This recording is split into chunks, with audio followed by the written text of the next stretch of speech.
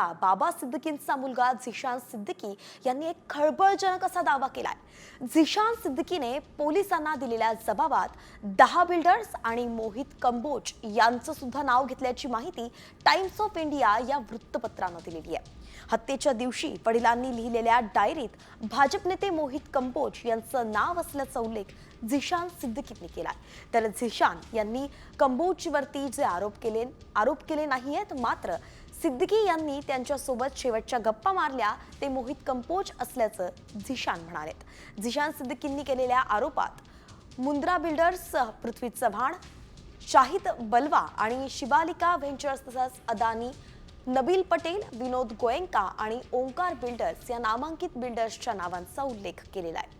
SRA प्रकल्पात नागरिकांची बाजू घेतल्यानंच हत्या झाल्याचा दावा झिशान सिद्दीकी यांनी केल्याचं टाइम्स ऑफ इंडियानं सांगितलंय। तर दुसरीकडे बाबा सिद्दीकींची हत्या बिष्णोई गँगनंच केली या दाव्यावरती पोलीस मात्र अजूनही ठाम आहेत।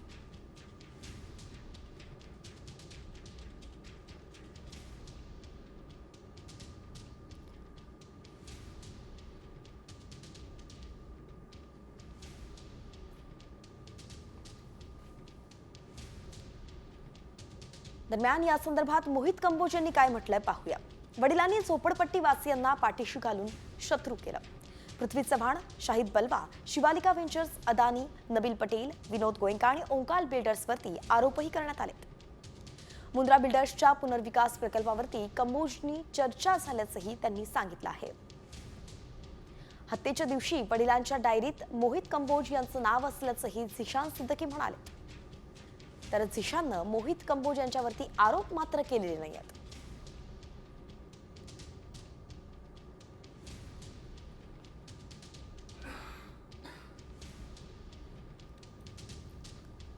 तर मोहित कंबोज यांनी या सगळ्या प्रकरणावरती काय प्रतिक्रिया दिली आहे ती सुद्धा पाहूयात। बाबा सिद्दीकी हे माझे जिवलग मित्र होते। 15 वर्षांपासून आमचा परिचय होता। एनडीएचा ते भाग होते। निवडणुकांसह विविध मुद्द्यांवरती आम्ही नेहमी बोलायचो, चर्चा करायचो। घटना घडली तेव्हा धक्काच बसला आणि त्या ठिकाणीच कठीण स्थितीत मी सुद्धा त्यांच्या सोबत होतो। सत्य बाहेर यावं आणि न्यायाचा विजय व्हावा असंच मत असल्याचं मोहित कंबोज म्हणाले।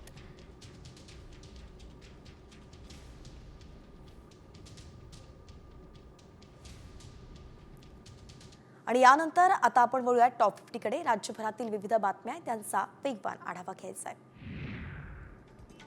पश्चिम रेल्वेवरती माहीम वांद्रे स्थानकादरम्यान असलेल्या पुलाच्या पुनर्बांधणीच्या कामाचा पहिला टप्पा यशस्वीरित्या पूर्ण झालाय। गेले अनेक दिवस ब्लॉक घेऊन पुलाचं काम करण्यात आलं। पहिल्या टप्प्यात क्रेनच्या सहाय्यानं 42 टन वजनाचे 20.4 मीटर लांबीच्या 4 तुळया उभारण्यात आल्या। पुणे पीएमपीएमएलचे लवकरच 2 नवे ई डेपो उभारले जाणार आहेत आणि यामुळे ई डेपोची संख्या 7 होणार आहे। चरोली आणि हिंजवडीमध्ये हे नवे डेपो प्रस्तावित आहेत।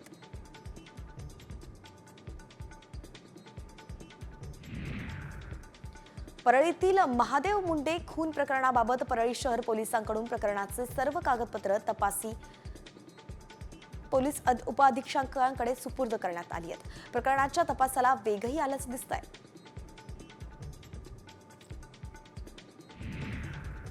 सैफ अली खानवरील हल्ला प्रकरणात आता पोलिसांनी बंगालमधल्या एका महिलेला अटक केली आहे। मुंबईत यापूर्वी अटक करण्यात आलेल्या बांगलादेशी नागरिकानं वापरलेलं सिम कार्ड एका महिलेच्या नावावरती असल्याचं समोर आलंय। याच प्रकरणी पोलिसांनी बंगालमधून एका महिलेला नादिया जिल्ह्याच्या छपरामधून अटक केली आहे। ओबीसी आरक्षण आणि स्थानिक स्वराज्य संस्था निवडणुकांप्रकरणी दाखल याचिकांवरती आज सुप्रीम कोर्टात सुनावणी होणार आहे। गेल्या 4 वर्षांपासून या प्रकरणाची सुनावणी लांबणीवरती पडतीये। कोर्टाच्या निकालाकडे आता राज्याचं लक्ष लागलंय।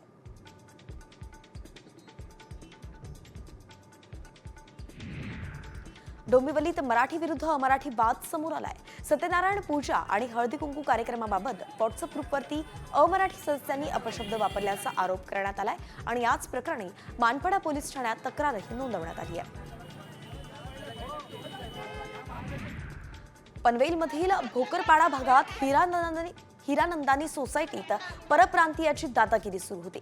मनसेनं परप्रांतीय चेअरमनचा माज मोडत मराठी कुटुंबाची माफी मागायला लावलेली आहे. हिरानंदानी सोसायटीत भाड्याने राहणाऱ्या गायकवाड कुटुंबियांना घर खाली करण्यासाठी दबाव टाकण्यात येत होता. पुण्यात आयटीच्या जॉबसाठी लागलेल्या रांगेनंतर बेरोजगारांसंदर्भात चर्चा जोरात सुरू झाली आहे. राज्यातील 24,51,000 लोकांनी नोकरीसाठी सरकारी पोर्टलवरती नोंदणी केल्याचा डेटा समोर आलाय. सरकारच्या कामगार आणि रोजगार मंत्रालयाच्या राष्ट्रीय करिअर सेवा या पोर्टलवरती महाराष्ट्रातील लोकांनी नोकरीसाठी केलेल्या अर्जांची आकडेवारी समोर आली आहे.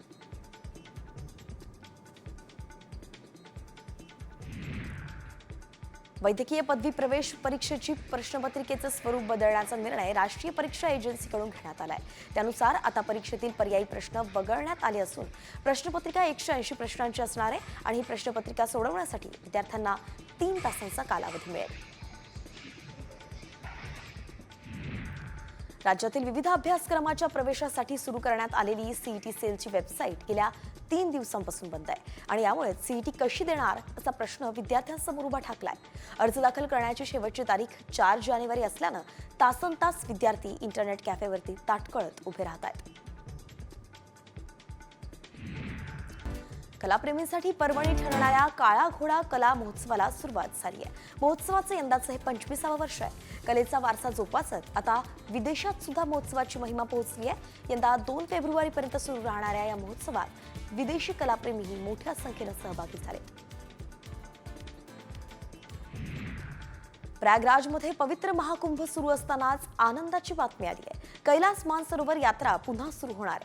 परराष्ट्र मंत्रालयानं ही माहिती दिली आहे. भारत आणि चीनमधील तणाव निवळून आता संवाद वाढू लागल्याचं चित्र दिसतंय.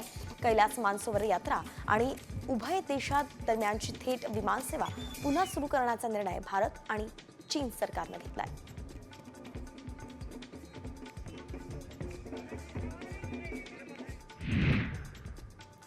राज्यात पालकमंत्री पदाचं वाटप झाल्यानंतर नेत्यांमध्ये नाराजी नाट्य पाहायला मिळालं. पालकमंत्री पदाची यादी जाहीर करताच त्यात 2 जिल्ह्याच्या पालकमंत्री पदाला स्थगिती देण्यात आली. आता नाशिक रायगडला सहपालकमंत्री मिळणार अशी चर्चाही सुरू झाली आहे. देवेंद्र फडणवीस, एकनाथ शिंदे आणि अजित पवारांमध्ये याबाबत सकारात्मक चर्चा झाल्याची माहिती आहे.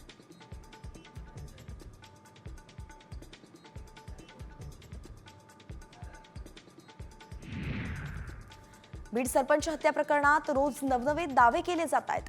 2 कोटींच्या खंडणी प्रकरणी मोका लागलेला आरोपी वाल्मिक कराडला विशेष ट्रीटमेंट मिळत असल्याचा दावा आता राष्ट्रवादी काँग्रेस शरदचंद्र पवार पक्षाचे आमदार रोहित पवारांनी केलाय. एक्सपोस्ट करत त्यांनी निशाणा साधलाय. अहिल्यानगर शहरसहच जिल्ह्यातील ठाकरे सेनेचे माजी नगरसेवक आणि जिल्हा परिषद सदस्य लवकरच शिंदे सेनेत प्रवेश करणार आहेत.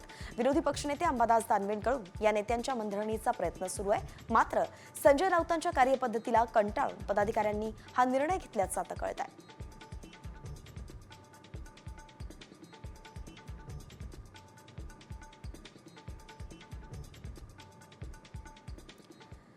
दिल्ली किंवा मुंबईहून प्रयागराजला जाण्यासाठी विमान तिकीट महागले आहेत. सिंगापूर, दुबई, लंडनच्या तिकिटाच्या दरातही प्रयागराजची तिकीट विकली जात आहेत. तिकिटांची किंमत ही 50 ते 60 हजार रुपयांपर्यंत पोहोचली आहे.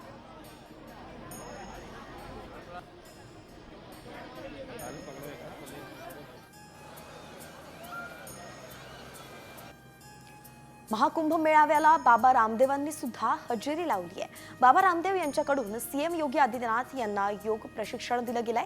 एका पायावरती उभं राहत योगींनी सुद्धा योगासनं केली.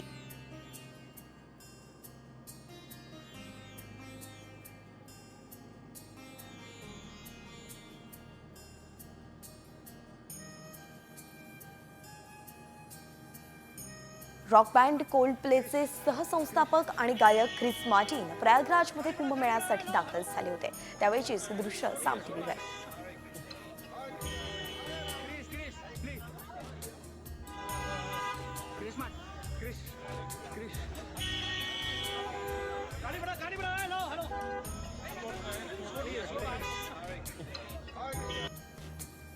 प्रयागराजमधील कुंभस्नान तिथीमुळे नाशिकच्या रामकुंडात पाणी सोडण्याची मागणी पुरोहित संघानं केली आहे। बुधवारी मौनी अमावस्येनिमित्त रामकुंडावर सुद्धा स्नानासाठी भाविकांची गर्दी होण्याची शक्यता आहे। जलसंपदा विभागाशी आढावा घेऊन जिल्हा प्रशासन आता पुढचा निर्णय घेणार आहे।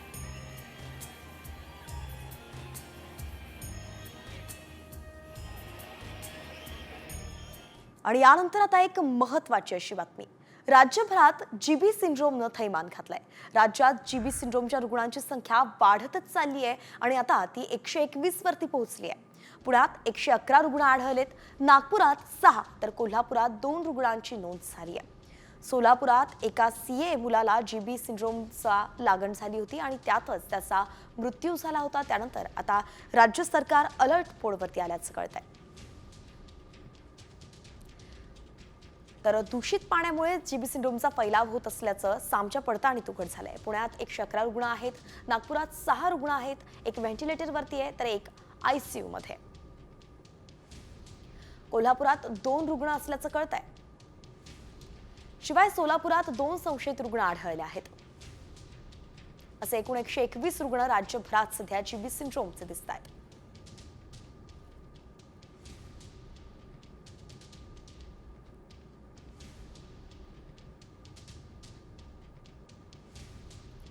तर दूषित पाण्यामुळे जीबी सिंड्रोमचा फैलाव होत असल्याचं सामच्या पडताळणीत सुद्धा उघड झालंय।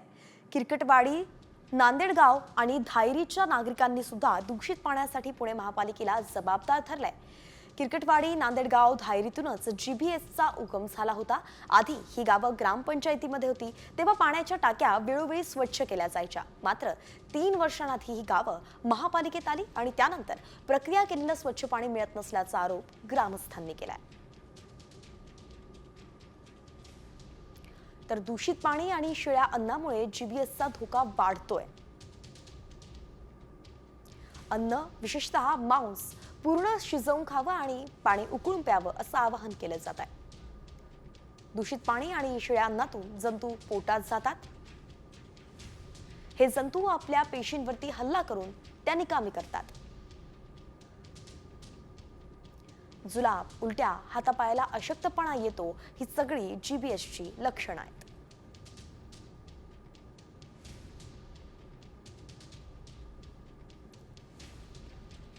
आणि यानंतर आता एक महत्त्वाची बातमी आहे। मराठा आंदोलक मनोज जरांगेंच्या उपोषणाचा आजचा हा 4था दिवस आहे। या आंदोलनात बीडचे सरपंच संतोष देशमुख यांचे बंधू धनंजय देशमुख सुद्धा सहभागी झालेत। मराठा आरक्षणाच्या मागणीसाठी जालन्यातल्या अंतरवालीत सामूहिक उपोषण सुरू आहे। दरम्यान प्रकृती बिघडल्यानंतर सुद्धा जरांगे उपोषणावरती ठाम आहेत। तर धनंजय देशमुख हे 1 दिवसीय उपोषण करणार आहेत आणि त्यासाठीच आज ते अंतरवालीत दाखल झाल्याचं आपण पाहतोय।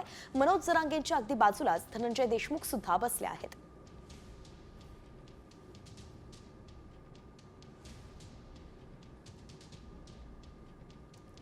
महाकुंभ मेळ्यात शाहरुख खान गेलाय।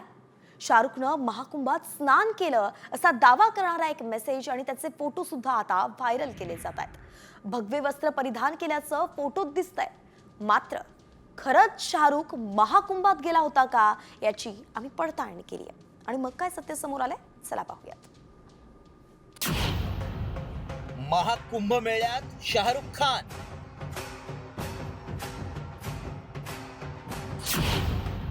भगव्या वस्त्रात महाकुंभात स्नान,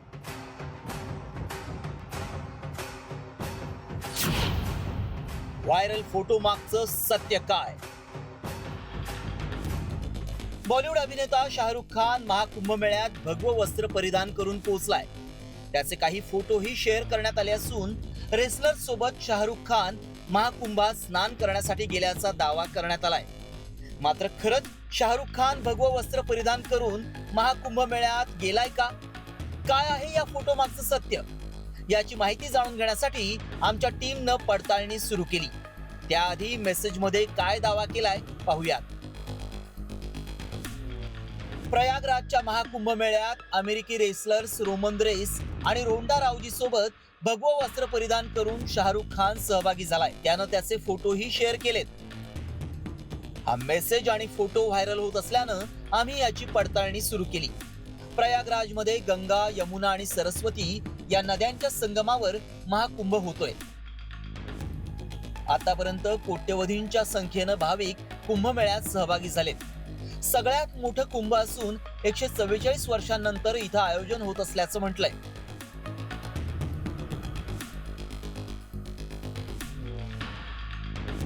या कुंभमेळ्यात बिझनेसमन सेलिब्रिटींनी हजेरी लावली. ममता कुलकर्णीनं तर संन्यास घेतला. यासोबतच सपना चौधरी, रेमो डिसूजानंही कुंभामध्ये स्नान केलं.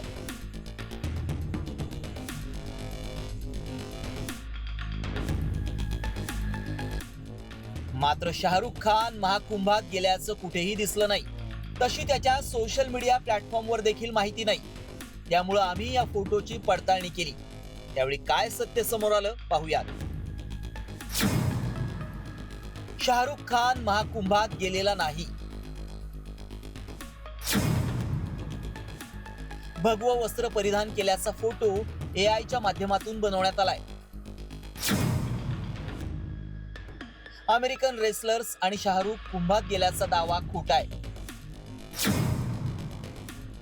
लोकांची दिशाभूल करण्यासाठी एआय फोटो व्हायरल करण्यात आलाय.